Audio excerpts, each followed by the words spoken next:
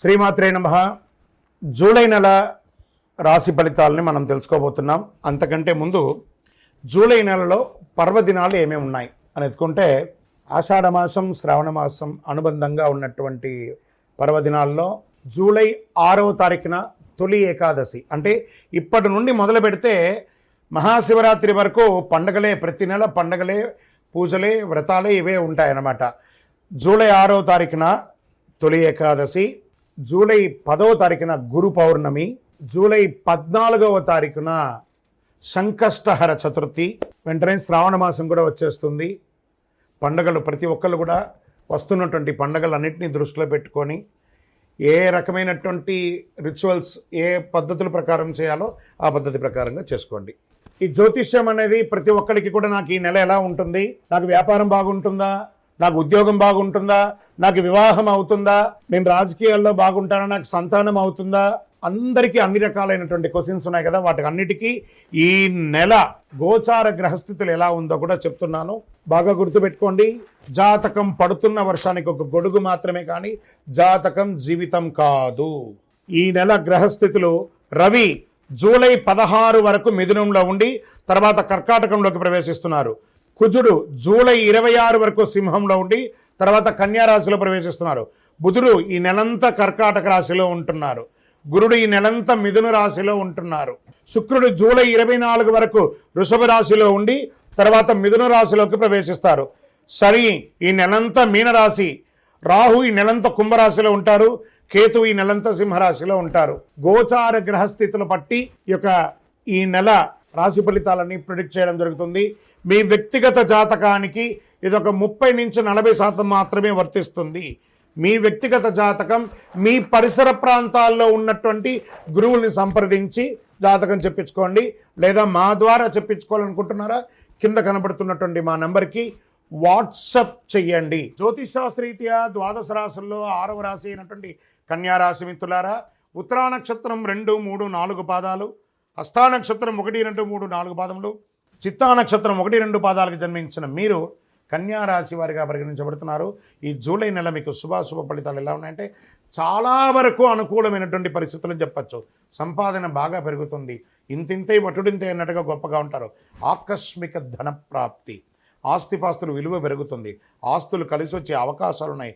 ఆర్థిక పరిస్థితులంతా సంతృప్తికరంగా ఉంటుంది. బ్యాంక్ లోన్స్ కానీ, చిట్ ఫండ్స్లో కానీ, మీరు ఎదురు చూస్తున్నటువంటి లోన్స్ కానీ, పర్మిషన్స్ కానీ ఇవన్నీ వచ్చేస్తాయి. పోటీదారులపై మీదే పై చేయిగా ఉంటుంది. వ్యాపారంలో అనవసర ఖర్చుల విషయంలో జాగ్రత్తగా ఉండడం మంచిది. వృత్తి వ్యాపారాలు చాలా లాభదాయకంగా ఉంటుంది. పాత మిగిలిపోయిన వస్తువులని అమ్ముతారు.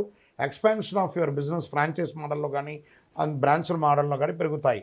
నిరుద్యోగులకి అద్భుతమైనటువంటి శుభవార్తలు రాబోతున్నాయి.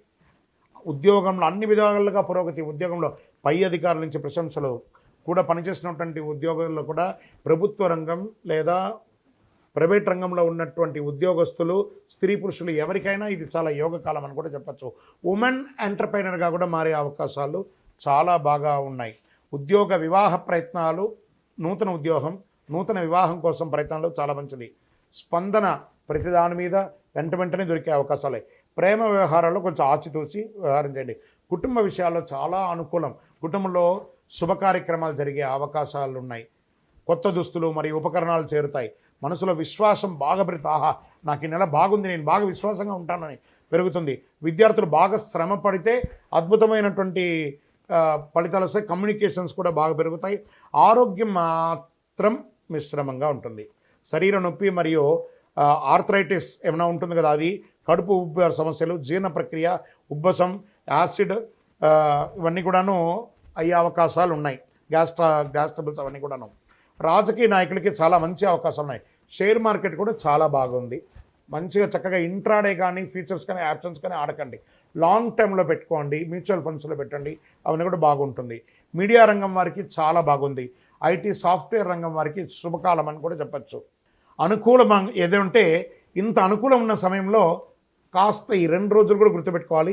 చంద్రాష్టమం జూలై 18, 7, 2025 3:39 తెల్లవారుజాము నుండి 27, 2025 6:12 ఉదయం వరకు. ఈ 2 రోజులు చాలా జాగ్రత్తగా ఉండాలి. సంతకాలు పెట్టేటప్పుడు, వాహనం నడిపేటప్పుడు, ఇతరులతో మాట్లాడేటప్పుడు జాగ్రత్తగా ఉండాలి అని కూడా చెప్పచ్చు.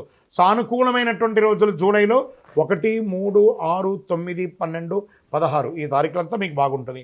అదృష్టమైనటువంటి సంఖ్యలు నెంబర్ 3 మరియు 7 మీకు చాలా కలిసి వస్తుందని కూడా చెప్పచ్చు.